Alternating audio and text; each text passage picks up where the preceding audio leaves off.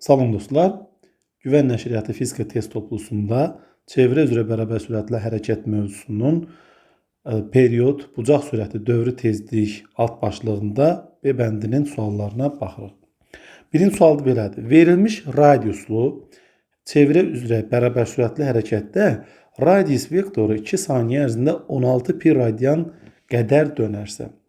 Deməli, 2 saniyə ərzində deyir, yazırıq t bərabərdir 2 saniyə, 16 pi radian qədər dönərsə, yəni fi bərabərdir 16 pi radian. Bucaq tezliyin qiymətini tapın, yəni kiçik n bərabərdir sual. Biz bilirik ki, omega bərabərdir 2 pi kiçik n şəklində təyin olunur və eyni zamanda omega bərabərdir fi bölünsün t. Onda bu iki ifadənin bərabərliyindən biz aşağıdakı ifadəni alarıq. Deməli, əvvəlcə yazaq. 2 pi n bərabərdir fi bölünsün t. Buradan isə n-i tapsaq, fi bölünsün 2 pi vurulsun kiçik t. Beləliklə, kiçik n bərabərdir. Fi-nin yerinə yazırıq 16 pi. Məxrəcdə 2 pi vuraq 2. Deməli, 2 pi-ni 2-yə vurduqda 4 pi. 16 pi-ni 4 pi-yə böldükdə 4. Tezliyin də vahidi saniyə üstü mənfi 1-dir. Deməli, doğru cavab olar B bəndi.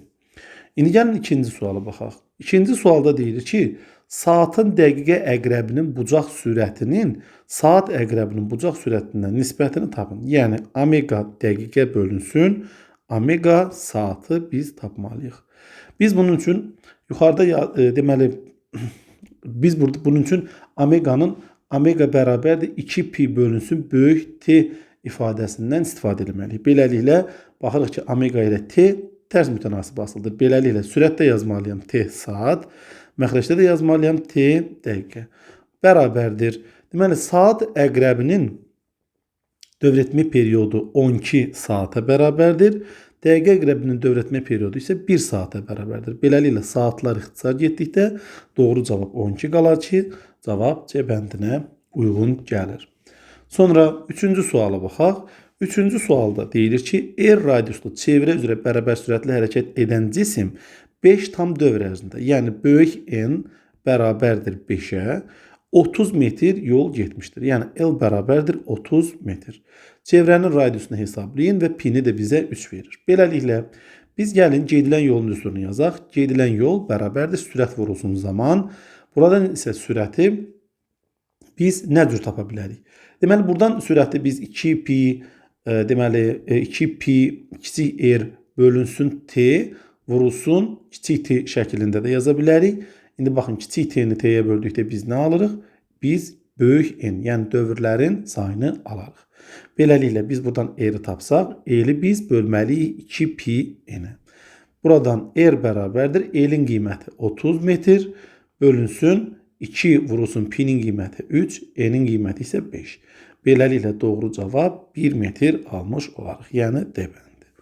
Dördüncü suala baxaq. Dördüncü sualda 6 metr yol getməsi üçün, yəni L bərabərdir 6 metr, radiusu 50 cm olan, yəni R bərabərdir 0,5 metr olan təkər neçə dövr etməlidir? Yəni, böyük N bərabərdir sual. Artıq biz ifadəni, bizdən lazım olan düsturu 3-cü sualda almışıq. L bərabərdir 2 pi R vurulsun.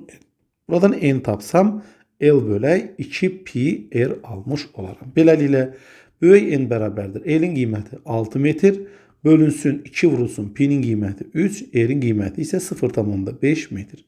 Deməli, 2 dəfə 0,5 1 edir. 6-nı da 3-ə böldükdə biz 2 almış olarıq. Beləliklə, dövrlərin sayı 2-yə bərabərdir. Yəni, E bəndi. 5-ci suala baxaq. 5-ci sualda deyilir ki, çevrə üzrə bərabər sürətli hərəkətdə dövrlər sayının zamandan asılılıq diaqramı verilmişdir. Hansı nöqtə dövrətmə periodunun ən böyük qiymətinə uyğun gəlir? Deməli, böyük n-in kiçik t-dən asıllığını verir və bizdən böyük t-ni tapmaq tələb olunur. Biz bilirik ki, dövrətmə periodu bərabərdir. Deməli, zaman bölünsün dövrlərin sayı. Buradan biz böyük t-ni tapsaq, biz kiçik t-ni böyük n-ə bölməliyik. Beləliklə, dövrətmə periodunun ən böyük olması üçün baxırıq ki, zaman ən böyük olmalıdır. Amma dövrlərin sayı minimum olmalıdır. Bunun üçün, baxaq, deməli, zaman sıfırdan maksimum dərəcədə uzaq yerləşməlidir. Buradan bir xətt endiririk zaman oxuna perpendikulyar. Bu 2 və yaxud 3 nöqtəsi ola bilər. Amma e'nin sayı ən kiçik olmalıdır. Yəni o sıfıra yaxın olmalıdır. 3 və 4-dən isə başqa bir düz xətt keçiririk və beləliklə bu iki xəttin kəsişdiyi nöqtə 3-ə uyğun gəlir və doğru cavab da olar C bəndi. İndi isə 6-cı suala baxaq. 6-cı sualda bənzər şəkildə olmalıdır. Çevrə üzrə bərabər sürətli hərəkətlərdə dövrlər sayının zamandan asıllıq diaqramı verilmişdir. Hansı nöqtə bucaq sürətinin ən böyük qiymətinə uyğun gəlir? Bucaq sürətinin düsturu omega bərabərdir 2pi böyük n bölünsün kiçik t şəklində təyin olunur. Buradan baxırıq ki, omeganın maksimum olması üçün 2pi deməli n maksimum olmalıdır, amma zaman minimum olmalıdır. Yəni t minimum. Beləliklə n maksimum olması üçün sıfırdan uzaqda olmalıdır. Yəni 2 və ya 3 nöqtəsi ola bilər və t minimum olmalıdır. Sıfıra yəni yaxın olmalıdır. Belə bir perpendikulyar indirsək, hər iki düz xətt 2 nöqtəsində kəsişir və doğru cavab bizdə olar 2 nöqtəsi. 7-ci suala baxaq. 7-ci sualda deyilir ki, çevrə üzrə bərabər sürətli hərəkətdə radius vektorunun dönmə bucağının zamanın asıllıq qrafiki verilmişdir. Baxırıq ki, fi bərabərdir 12 radiyandır və t də bərabərdir 4 saniyədir. Dövrətmə periyodunu hesablayın. Yəni böyük t bərabərdir sual. Biz bilirik ki, omega bərabərdir fi bölünsün t'dir və eyni zamanda 2pi bölünsün böyük t'dir. Biz buradan böyük t'ni tapdıqda 2pi'ni kiçik t'yə vurub fi'yə bölməliyik. Beləliklə böyük t bərabərdir 2 vuraq pi'nin qiyməti 3, t'nin qiyməti 4 və fi'nin qiyməti 12. Beləliklə 3 dəfə 4 12, məxrəcdəki 12 ilə ixtisar getsə t bərabərdir 2 saniyə almış olarıq. 2 saniyə isə bizdə C bəndinə uyğun gəlir. 8-ci suala baxaq. Çevrə üzrə bərabər sürətli hərəkətdə bucaq sürətinin radius vektorun dönmə bucağından asıllığını qrafikini müəyyən edin. Biz bilirik ki, çevrə üzrə bərabər sürətli hərəkətdə omega sabit kəmiyyətdir. Ona görə də doğru cavab olar E bəndi. Saatın saniyə əqrəbinin dövrətmə tezliyinin zamandan asıllıq qrafikini tapın. Demək hansıdır? Biz bilirik ki, saatın saniyə əqrəbinin dövrətmə periyodu deməli, dövrətmə tezliyi sabit kəmiyyətdir. Ona görə o t'dən asılı olmaz. Sonra saatın saniyə əqrəbinin dövrətmə periyodunun uzunluqdan asıllıq qrafiki yenə də asılı olmur və doğru cavab A bəndidir. 11-ci suala baxaq. Çevrə üzrə bərabər sürətli hərəkətdə radius vektorunun dönmə bucağının zamanın asıllıq qrafiki verilmişdir. Biz baxırıq ki, bu halda, yəni bu qrafikdə fi t'dən düz mütənasib asılıdır. Biz dərhal düsturu yadımıza salırıq. Omega bərabərdir fi bölünsün t. Buradan fi'ni tapdıqda biz omega vurulsun t almış olarıq. Əgər fi t ilə düz mütənasib asılırsa, bu o zaman doğru olar ki, omega bizdə sabit olsun. Əgər omega sabitsə, onda dövrətmə periyodu da sabit kəmiyyətdir. Eyni ilə dövrətmə tezliyi də sabit kəmiyyət olar. Yəni doğru cavab E bəndi olur. İndi isə 9-cu suala bağışlayın, 12-ci suala baxaq. Verilmiş radiuslu çevrə üzrə hərəkət edən cisim A nöqtəsindən K nöqtəsinə 5 saniyə ərzində gəlir. Biz şəkilə diqqət etirsək görərik ki, cismin çevrə üzrə hərəkəti saat əqrəbinin hərəkətinin əks istiqamətdədir. Yəni A-dan K-ya bu istiqamətdə, şəkildə göstərilən istiqamətdə gəlir və bu da çevrəni biz 4 bərabər hissəyə bölsək, çevrənin 4-dən 1-nə uyğun gəlir. Yəni dövrətmə periyodunun 4-dən 1-nə uyğun zaman fasiləsi deməkdir. A nöqtəsindən K nöqtəsinə 5 saniyə çatırsa, deməli kiçik t 5 saniyədir və dediyimiz kimi kiçik t periyodun 4-də 1 hissəsidir. Onda periyodumuz nəyə bərabər olmalıdır? 4 vurulsun kiçik t-yə, yəni periyod bərabərdir 20 saniyə olar. İndi biz bucaq sürətini hesablamaq istəyirik. Omega bərabərdir 2pi bölünsün böyük t'dir. Buradan da omega bərabərdir 2 vurulsun. Pi-nin yerinə 3 yazıram, bölürəm 20-yə.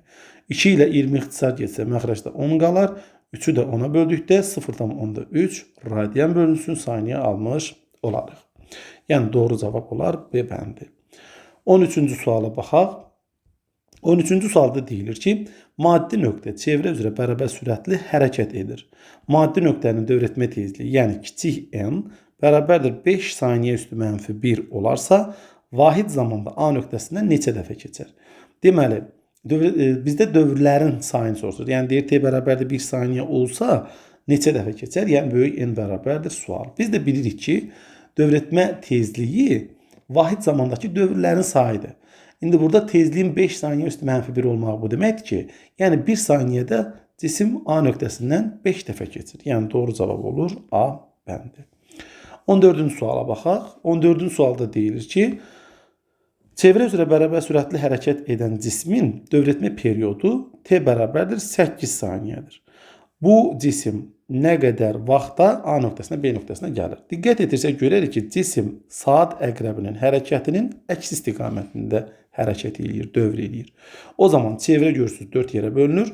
Baxın, birinci hissə yaşıl, ikinci hissə, bu isə üçüncü hissə. Deməli, B nöqtəsinə sərf olunan zaman periodun 4-dən 3-ünə bərabərdir. Beləliklə 4-də 3 vurulsun 8 saniyə və biz buradan kiçik T üçün 6 saniyə almış olarıq. Yəni doğru cavab D bəndi. 15-ci suala baxaq. 15-ci sualda deyilir ki, çevrə üzrə omega bərabərdir 2 radian bölək saniyə bucaq sürəti ilə hərəkət edən cisim A nöqtəsindən B nöqtəsinə neçə saniyə gəlir? Biz diqqət etirsək görərik ki, A nöqtəsindən B nöqtəsinə çevrənin 4-dən 1 hissəsidir. Ona uyğun gəlir bu qövs. Deməli, onda sərf olunan zamanda periodun 4-də 1 hissəsinə bərabər olmalıdır və bizdən kiçik T-ni tapmaq tələb olunur.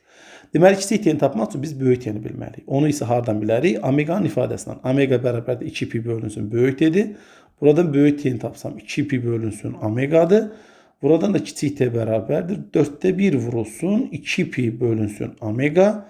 Buradan da kiçik T bərabərdir 2 ilə 4-ü ixtisar aparsaq məxrəcdə 2 olar. Beləliklə 2 omegada pi almış olarıq. Buradan da T bərabərdir pi-nin qiyməti 3-dür. 2 vurulsun omeganın qiyməti də yenə 2-yə bərabərdir. Və T bərabərdir biz 4-də 3, yəni 0,75 saniyə almış olarıq. Yəni doğru cavab D bəndi. 16-cı suala baxaq. 16-cı sualda deyilir ki, çevrə üzrə sabit sürətlə hərəkət edən cismin dövrətmə tezliyi, yəni kiçik n bərabərdir 0,2 saniyə üstü -1-dir. Cisim A nöqtəsindən B nöqtəsinə nə qədər müddətə gedər? Yenə baxırıq ki, cisim bu dəfə saat əqrəbinin hərəkəti istiqamətində dövr eləyir və A-dan B-yə gəlmək üçün deməli 2 pay gəlməlidir. Belə deyək, 4 bərabər hissəyə bölünüb, 4 bərabər hissədən ikisini gəlməlidir. Yəni çevrənin yarısını biz deməli dövr eləməlidir. Beləliklə kiçik T periodun yarısına bərabər zaman fasiləsidir və bizdən kiçik T-ni tapmaq tələb olunur. Yeni ilə kiçik T bərabərdir 2-də 1 böyük T-dir. Böyük T-də biz bilirik ki, period və tezlik qarşılıqlı tərs kəmiyyətlərdir. Yəni böyük T-nin əvəzinə 1 bölünsün kiçik n yaza bilərik. Beləliklə kəsrlərin vurulmasına gəlib çıxırıq. 1 dəfə 1 kəsrin sürəti eləyir 1. Məxrəc isə 2 vurulsun 0,2. Beləliklə 1 bölünsə 0,4 və kiçik T üçün biz 2,5 saniyə almış olarıq. Yəni doğru cavab olar B bəndi. İndi isə 17-ci suala baxaq. 17-ci sualda deyilir ki, maddi nöqtə çevrə üzrə T bərabərdir 10 saniyə periodla bərabər sürətlə hərəkət edir. L nöqtəsini keçəndən sonra 22-ci saniyənin sonunda cisim hansı deməli sonunda bu maddi nöqtə harada olar? İndi bizdən çevrə üzrədə cismin hansı vəziyyətdə, hansı nöqtədə olduğunu müəyyən etmək tələb olunur. Biz bilirik ki, bir 10 saniyə dövr etmə periyodudursa, 22 saniyəni bölərəm 10 saniyə. Mən baxaram ki, 2 tam dövr düşür və qalıq da bizdə 2 saniyə qalır. Bu deməkdir ki, L nöqtəsindən hərəkətə başlayırsa, 20 saniyədən sonra yenə də L nöqtəsindən keçir. Və bizim artıq qalıq 2 saniyəmiz var. Yəni biz 2 saniyə ərzində cismin, növbəti 2 saniyə ərzində cismin hara gedəcəyini tapmalıyıq. Əgər biz diqqət etirsək görərik ki, bizim çevrəmiz 4 bərabər hissəyə bölünüb, onda biz 10 saniyəni, yəni dövrətmə periodunu 4 hissəyə bölsək, 2,5 saniyə almış olarıq. Bu deməkdir ki, ilk 2,5 saniyə ərzində cisim L-dən gəlir K-ya çıxır, növbəti 2,5 saniyədə K-dan A-ya, sonra A-dan M-ə və M-dən L-ə. Bu formada hər bir nöqtədən digərinə 2,5 saniyə getməlidir. İndi 2 saniyə 2,5 saniyədən kiçik olduğuna görə cisim deməli nə K nöqtəsində olasıdır, nə də L. Deməli, K ilə L-in arasında bir yerdə olmalıdır və doğru cavab olar D bəndi. 18-ci suala baxaq. 18-ci sualda deyilir ki, çevrə üzrə bərabər sürətli hərəkətdə bucaq sürətinin zamandan asılılıq qrafiki verilmişdir. Dövrətmə periodunu saniyə ilə hesablayın. Deməli, diqqət etirsək görərik ki, omega bərabərdir 3 radian bölünsün saniyədir və mən dövrətmə periodunu tapmalıyam. Deməli, dövrətmə omega bərabərdir 2 pi bölünsün böyük T-dir. Mən buradan böyük T-ni tapsam 2 pi bölünsün omegadır və buradan böyük T bərabərdir 2 vurulsun pi-nin qiyməti 3 və omeganın da qiyməti 3'dür. 3'ləri ixtisar aparsaq, beləliklə T bərabərdir 2 saniyə almış olarıq. 19-cu suala baxaq. 19-cu sualda deyilir ki, çevrə üzrə bərabər sürətlə hərəkət edən maddi nöqtənin bucaq sürəti, yəni omega 5 radian bölünsün saniyədir. Bu maddi nöqtə 6 saniyə ərzində, yəni kiçik T bərabərdir 6 saniyə, neçə dövr edər? Yəni böyük N bərabərdir sual. Beləliklə biz omeganın ifadəsini yazırıq. Omega bərabərdir 2 pi böyük N bölünsün kiçik T. Ben buradan böyük N tapsam, omeganı T'ye vurub 2 pi'ye də bölərəm. Doğrudurmu? Beləliklə N bərabərdir. Omeganın qiyməti 5, kiçik T'nin qiyməti 6, 2 vurulsun pi'nin qiyməti də 3. 2 dəfə 3, 6, 6, 6 ilə ixtisar gedər və mən 5 almış olaram. Beləliklə 5 dövr edər. 20-ci suala baxaq. 20-ci sualda deyilir ki, çevrə üzrə bərabər sürətlə hərəkət edən cisim A nöqtəsindən B nöqtəsinə 1 saniyə gəlir. Baxın, A'dan B'yə sadə qəribə hərəkəti istiqamətində gəlir. Yəni, periodun 1/4-nə sərf olunan zaman müddətinin ərzində gəlir. Bu kiçik T'də 1 saniyə olduğuna görə onda belə çıxır ki, periodumuz 4 saniyə bərabərdir. Onun dövrətmə tezliyini deyir, hesablayın. Beləliklə, dövrətmə tezliyi period ilə qarşılıqlı tərs kəmiyyəti olduğuna görə biz deməli 4 saniyənin tərsini tapmalıyıq. Beləliklə n bərabərdir 1 bölünsün 4 saniyə. O da bərabərdir 0,25 saniyə üstü -1 almış olarıq. Sonra 21-ci suala baxaq. 21-ci sualda deyilir ki, çevrə üzrə bərabər sürətlə hərəkət edən cisim A nöqtəsindən B nöqtəsinə 2 saniyə gəlmişdir. Bu deməkdir ki, A'dan B'yə çevrənin yarısıdır. Yəni sərf olunan zaman periodun yarısına bərabərdir. Kiçik T 2 saniyəsə 2 bərabərdir 2'də 1 vurulsun böyük T və böyük T buradan 4 saniyə olur. İndi bizdən bucaq sürətini tapmaq təyin olunur. Omega bərabərdir 2 pi bölünsün böyük T'dir. Buradan da omega bərabərdir 2 vurulsun pi'nin yerinə 3 yazıram və T'nin də yerinə 4 saniyə yazıram. Beləliklə 2 ilə 4 ixtisar gedər, məxrəcdə 2 qalır. 3'ü də 2'yə böldükdə 1,5 radian bölünsün saniyə almış olarıq. Doğru cavab 1,5 radian bölü saniyə. Beləliklə biz test B'nin suallarına baxdıq. Ümid edirəm ki, həldə hər hansı bir səhvə yol verməmişəm. Əgər hər hansı bir səhvlə rastlaşsaz, videonun şərh bölməsində qeyd edə bilərsiniz. Sağ olun, diqqətiniz üçün təşəkkürlər.